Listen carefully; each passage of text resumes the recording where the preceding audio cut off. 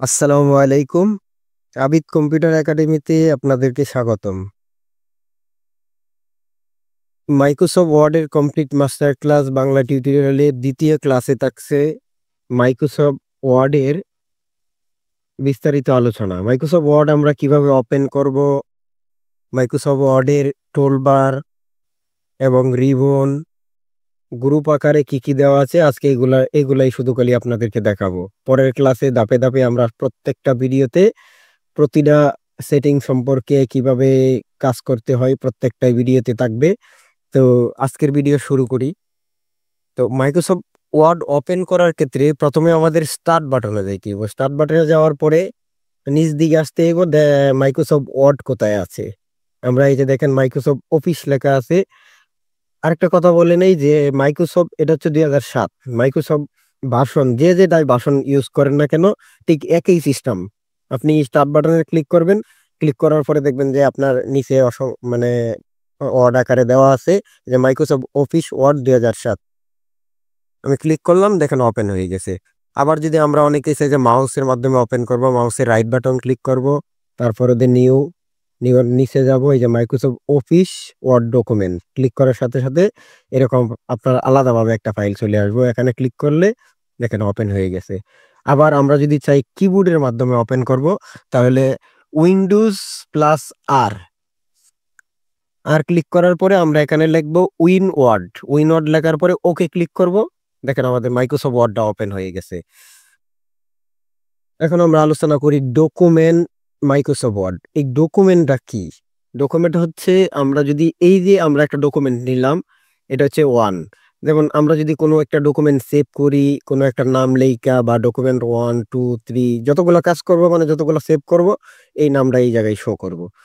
আবার এই জায়গায় এই ডান দিকে আইসা দেখেন যে এই জায়গা হচ্ছে আপনার এই যে তিনটা অপশন দেওয়া আছে, মানে মিনিমাইজের অপশনটা, এটা হচ্ছে মিনিমাইজ, এটা হচ্ছে আপনার মিড লাইন বা ওই যে রেস্টোর ডাউন, আর এটা হচ্ছে আপনার ক্লোজ। আমরা যদি এখানে চাপ দিই অটোমেটিকলি ক্লোজ হয়ে যাইব, একবারে ক্লোজ হয়ে গেছে। আর এখানে এই যদি আমরা মিড লাইনে ক্লিক করি, তাহলে এই যে দেখেন রেস্টোরে ক্লিক করলে এটা ছোট বড় হয়। আর মিনিমাইজে ক্লিক করলে যেমন আমরা মিনিমাইজ করে নিলাম, পরবর্তীতে আবার একই জায়গায় আনতে পারবো। তো এটি এই পাশে দেখেন, এটাকে বলা হয় quick access toolbar. Quick access টুলবারে আছে আপনার সেভ, আমরা কিভাবে যে কোনো একটা ডকুমেন্ট সেভ করতে গেলে এই শর্টকাট ভাবে আমরা এখানে পেয়ে যাব। তারপরে হচ্ছে আন্ডো, এরপরে হচ্ছে কিছু মনে করেন যে স্যাম্বল, ইনসাইডে আমরা কিছু স্যাম্বল হইল গা এখানে শর্টকাট ভাবে পেয়ে যাব। এর পাশে দেখেন যে অফিস বাটন দেওয়া আছে। অফিস বাটনের নিচে মনে করেন যে আছে new, open, save, print, send, publish, close, মানে টোটাল সেটিং গুলা এখানে পেয়ে যাবেন।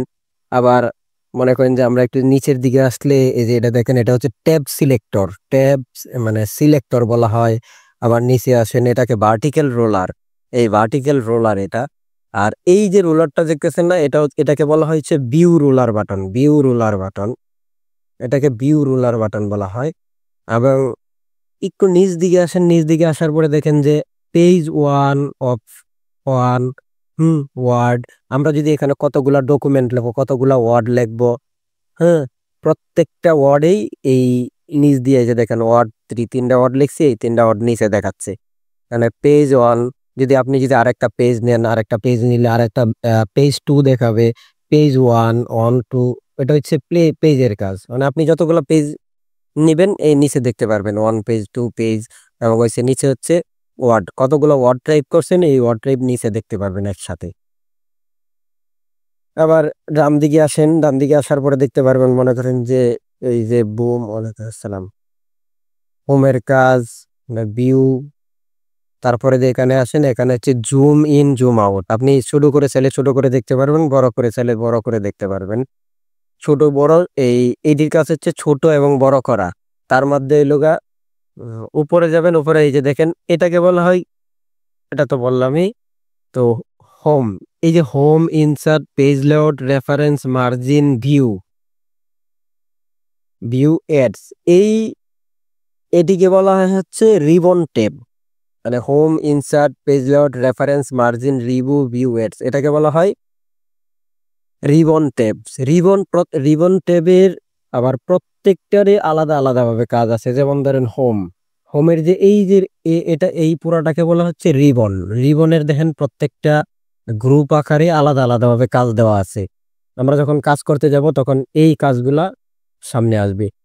ইনসার্টে যান, ইনসার্টে দেখেন কাজ আছে কতগুলা, page layout, reference, margin, view, প্রত্যেকটারই রিবন আছে আলাদা। রিবনে কিছু কিছু কাজ দেওয়া আছে যেগুলো আমরা কাজ করব, কাজের সময় এগুলা দেখতে পারবো, এগুলা ইউজ করব।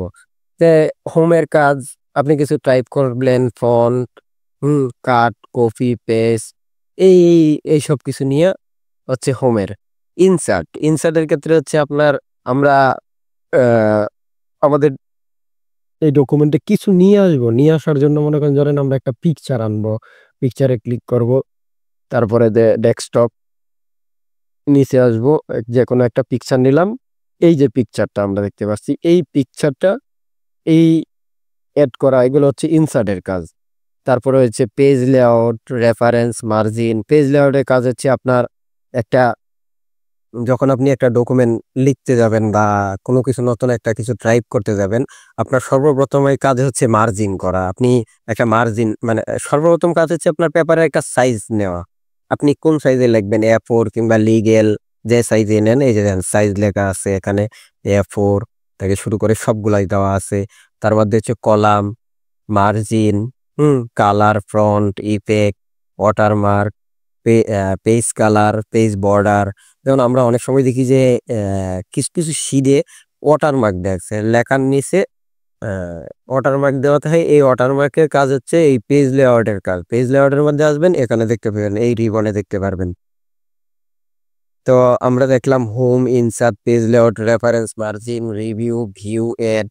আর অফিসিয়াল ক্ষেত্রে সাধারণত ওই হোম, ইনসার্ট এবং পেজ লেআউট এই তিনটারই কাজে সবচেয়ে বেশি বেশি করা হয়।